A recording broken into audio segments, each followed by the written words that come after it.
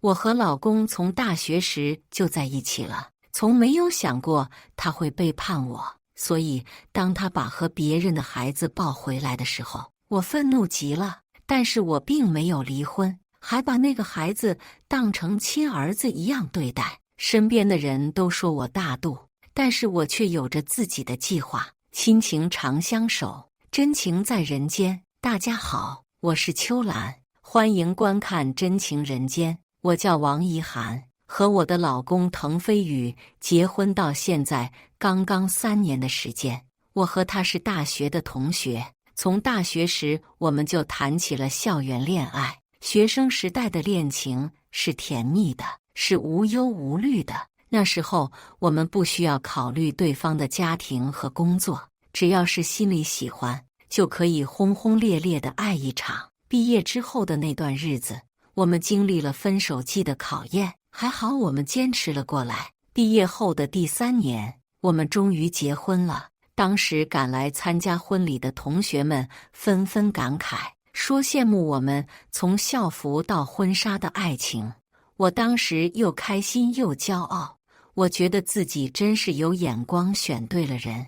但是我并没有想到，自己引以为傲的爱情会在这么短的时间里就会彻底崩塌。在我们结婚之后，因为我还想要过一段时间的2人世界，加上我们都还年轻，也正是拼事业的好时候，所以我并不想着急要孩子。关于孩子的事情，滕飞宇和他的父母不止一次地跟我提过，但是我每次都拒绝了，因为我还想再等等。经过了几次沟通之后，在我明确的表态之后，他们也终于不再催我生孩子了。我以为是他们终于理解了我的想法，却没想到他们竟然是找到了其他的解决方式。一天周末，滕飞宇在公司加班，就我一个人在家休息。我正无聊地刷着视频，忽然传来了一阵敲门声。难道是快递吗？我不记得自己最近买了什么邮到家里的东西啊。我透过猫眼看了一下，门外站着一个漂亮女人，还挺着一个大肚子。这是谁呀？我根本从来都没有见过她。见没有什么危险，我打开了门。请问你找谁呀？我疑惑地问她。你就是王怡涵吧？是滕飞宇的老婆。是啊，我就是。你有什么事吗？听了他的话，我更加疑惑了。他并没有直接回答我的问题，而是用手摸着肚子，笑着看向我。能不能让我进屋坐着跟你说？确实是有点不方便。哦，好，那你赶紧进来吧。我把他让到了客厅的沙发上，但是听到了他接下来的话之后，我气得顾不上她是个孕妇，直接把她撵了出去。姐姐你好，我叫梁丽，我这次来就是想请你帮个忙。我也不认识你啊，我能帮你什么忙呢？我就跟你直说了吧，我跟滕飞宇已经在一起1年多了，现在我们的孩子都已经快出生了。我希望姐姐你能帮个忙，把这个位置让给我，你别跑着来骗我。滕飞宇他就不是那样的人，简直是莫名其妙。你赶紧给我走，这怕不是个神经病吧？我气急败坏地把他赶了出去。他似乎还有些不甘心，出了门还打算回过头来跟我说些什么。我根本没有给他这个机会，直接砰的一声关上了房门。随后我浑身无力地靠在了门上，又缓缓地坐到了地上。我虽然嘴上说着相信滕飞宇，但心里却有些忐忑不安，因为这段时间以来，他确实和刚结婚的时候不一样了。一开始的时候，他总是会按时下班，到家也总是腻在我的身旁，帮我一起干着干那的。但是现在已经不一样了，总是加班不说，回到家也是一副很累的样子，靠在沙发上就不愿意动弹。家里的家务活已经都变成了我一个人的事情。在等待滕飞宇下班回来的这段时间，我坐立难安，在心里不断猜测着事情的真相。终于熬到了滕飞宇回家，他根本没有发现我的不正常。在吃饭的时候，我突然问他：你认识梁丽吗？他筷子上夹的菜直接掉了下去，紧张地抬起头看向我。你怎么知道梁丽的？看到他这副模样，我在心中已经大概有了猜测，于是把今天发生的事情跟他说了一遍。我曾经以为自己会暴跳如雷，但是我在说起这件事的时候，心里却异常平静，就好像在说别人的故事。但是我的表情，滕飞宇看在眼里，却明显慌了，连忙又是道歉又是求情的。在我的要求下，他跟我讲述了自己和梁丽的故事。滕飞宇跟我解释说，梁丽是他们公司刚刚招聘进来的应届大学生。梁丽的性格非常外向，是那种敢爱敢恨的类型。入职没多久就对他的直属领导，也就是滕飞宇表达了好感，但当时滕飞宇并没有回应他，因为他还明白自己是一个有妻子的人，要对婚姻负责。不过在不久之后的一次酒局上，为了照顾已经喝了不少的梁丽，他主动帮他挡了不少酒，然后等到他清醒过来以后，发现已经晚了，错误已经铸成了。滕飞宇痛哭流涕地说着，赌咒发誓他当时的事情真的一点都不记得了，还跟我保证以后再也不会和梁丽有任何关系。见他这副模样，我的心还是软了下来，曾经的恩爱场景又涌上了心头。滕飞宇紧紧地抱住了我，发誓说一定会处理好梁丽的事情。我还是选择相信了他。我们已经在一起这么多年了，我也已经30岁了，我不知道自己如果跟他分开，还能不能找到一个像他一样这么适合我的人。我觉得自己也有错，一直把精力都放在了工作上，忽略了他的感受。面对他的几次抱怨，我也只是随口应付着，所以我决定先从自身做起，努力去修复我们已经出现了裂痕的婚姻。恰好不久之后就是滕飞宇的生日，本来我准备等他回来给他准备个惊喜，但是他却忽然告诉我，今天要留在公司加班，让我晚上自己先吃。于是我有了一个想法，打算做几道他最爱吃的菜给他送过去，让他再次感受到来自妻子的爱。可当我悄悄来到了他办公室门口的时候，却听到里面传出了梁丽的声音：“亲爱的，你到底打算什么时候跟那个凶狠的老女人离婚啊？咱们的孩子可都快出生了。”这矫揉造作的声音甜得让我想吐。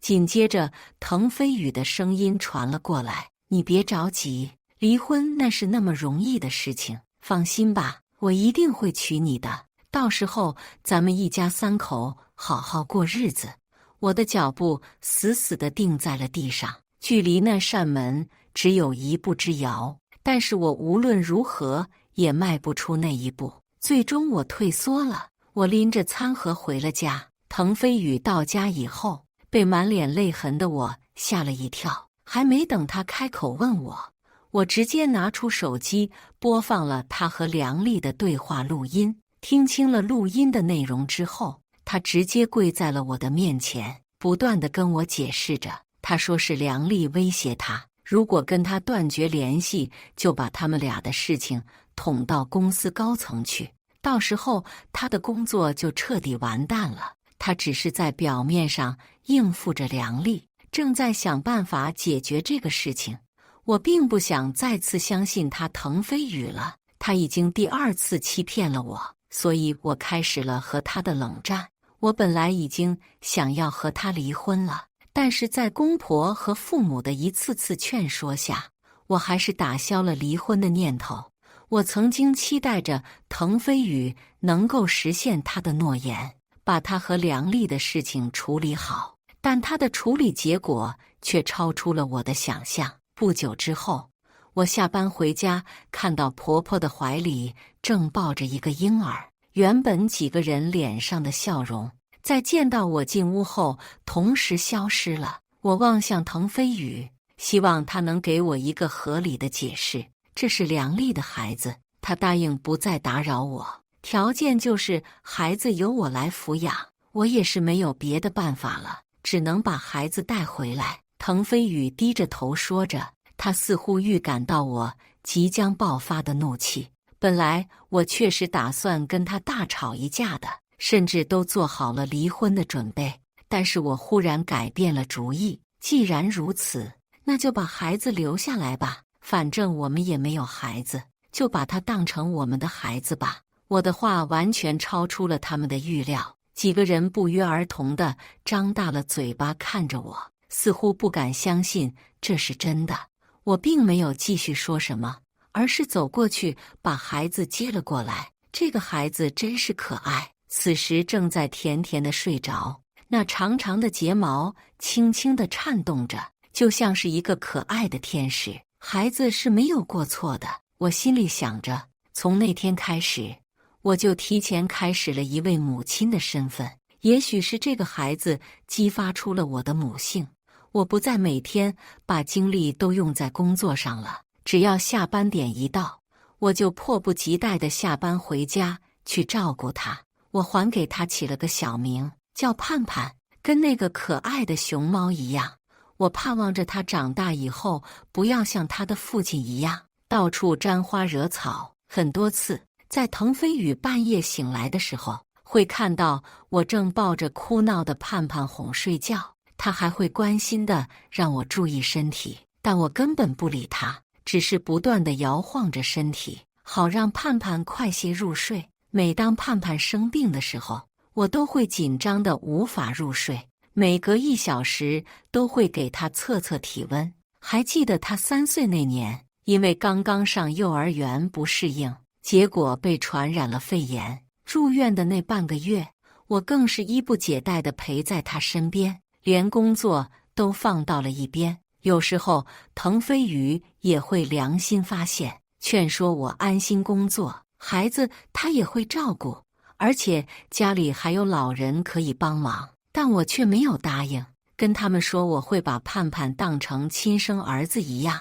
我要给他全部的爱。次数多了以后，滕飞宇也就不再说什么了，就由着我每天围在盼盼的身边。而有了盼盼之后，我也开始经常拒绝和滕飞宇的夫妻生活。我说有盼盼一个就够了，而且我每天照顾孩子也很累。每当这个时候，他都会叹一口气，然后默默地转过身去睡觉了。时间过得很快，一晃12年的时间过去了。盼盼在我的精心培养下，已经成为了一名品学兼优的好孩子。从小到大，我一直跟他灌输着世上只有妈妈好的理念，告诉他长大了一定要成为一名男子汉，要好好的保护妈妈。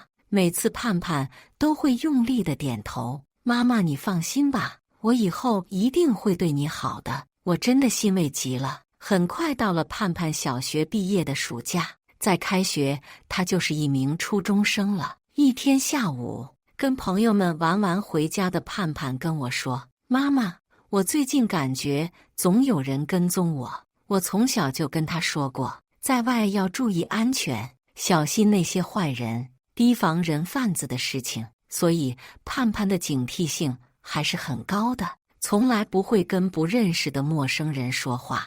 你是怎么发现的呀？有好几次我总是感觉有人在后面盯着我，结果我一转头他就躲了起来，我就看清是长头发，应该是个阿姨。我心中已经有了猜测，摸了摸盼盼的头，告诉他不用担心，最近我会一直陪着他。最近滕飞宇的状态也很是特别，总是一副忧心忡忡的样子，频繁皱起的眉头让他本来就憔悴的面容更显衰老了。我预感到那一天应该很快就到了，果然和我想的一样。不久后的一天晚上，滕飞宇叫住了我，老婆呀，我想跟你说一件事。我看着他那副欲言又止的样子，轻轻笑了一声，真巧，我也有件事跟你说。听了我的话，滕飞宇不由得惊讶地抬起头来，好像猜不到我有什么事情要跟他说。我的事情小，你先说吧。他又皱起了眉头，一脸苦相地说：“咱们还是离婚吧，盼盼归我。毕竟他也不是你的亲生儿子，他的亲妈一直都在等着我们。”我嗤笑了一声，我真是不得不佩服梁丽，10多年的时间，亏她能坚持过来，不愧是专业的小三。对于我的嘲笑，滕飞宇并没有解释什么。财产我们可以对半分，这些年你也是辛苦了，为了盼盼忙前忙后的，现在你也该享享福了，就把盼盼交给我们吧。你放心，我们肯定会对他好的，毕竟是我们的亲生儿子。财产不用分了，咱们所有的存款我都用来给盼盼买房了。说完，我拿出了几个房产证，上面无一例外都是盼盼的名字。这些年为了弥补我，加上感谢我对盼盼的照顾，所以家里的钱一直是我来管。买房子的事，滕飞宇也一直不知情。这种情况完全出乎了他的预料。他沉默了一下，然后又笑了：“你对盼盼可真好，以后我会常带他来看你的。这么说，你同意离婚了吗？”我同意了，咱们明天就可以去民政局，不会让梁丽等很久的。我的话音刚落，滕飞宇的脸上就浮现出了一丝笑容，看到我瞪他的眼神后，又尴尬地收敛了。当天晚上，滕飞宇并没有住在家里，而是离开了。我自然知道他去了什么地方，而我则去了盼盼的屋里，陪着他聊了很久。第二天一早，我们就出发去了民政局。离婚协议书昨天晚上滕飞宇就留给我了。也许是他们的疏忽，也许是他们高估了血缘的因素，所以里面并没有写孩子的事情。我当然没有意见，昨晚就已经签上了我的名字。很快，梁丽也过来了。滕飞宇开心地介绍她给盼盼认识：“儿子，这才是你的亲生母亲，以后就是咱们3个人一起生活了。不过你也放心，爸爸会经常带你回去看你王妈妈的。”梁丽也在这个时候笑呵呵地凑了过来，想要拉住盼盼的手。但盼盼的反应却超出了他们2个人的预料，他直接甩开了滕飞宇的手，跑到我的身后躲了起来。“我没有你这么坏的爸爸，他也不是我的亲妈，我的妈妈只有一个。”滕飞宇和梁丽傻眼了，他们不断地和盼盼解释着，还跟他许诺各种诱惑条件，但是任他们磨破了嘴皮子，盼盼还是坚持己见。“你们的事，妈妈早就跟我说过了。你们要是离婚了，我只会跟着妈妈。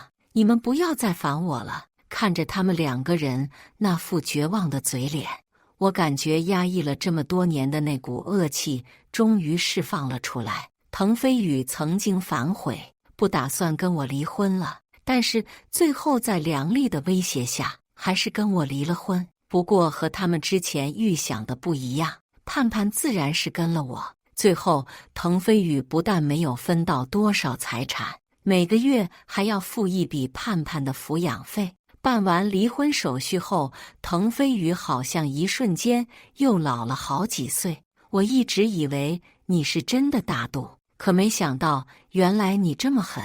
这也算是我罪有应得吧，我也没脸怪你。我冷笑了一声，用手搂住了盼盼的肩膀，转过身冲着他摆了摆手：“再见了，记得每个月给我转账。”终于和这个渣男一刀两断了。今后我将迎接我和盼盼的新生活。感谢大家的观看，欢迎大家在下方评论区讨论。如果你喜欢这类故事，记得点击订阅《真情人间》，并分享给更多的人，这会对我帮助很大。再次感谢大家的观看。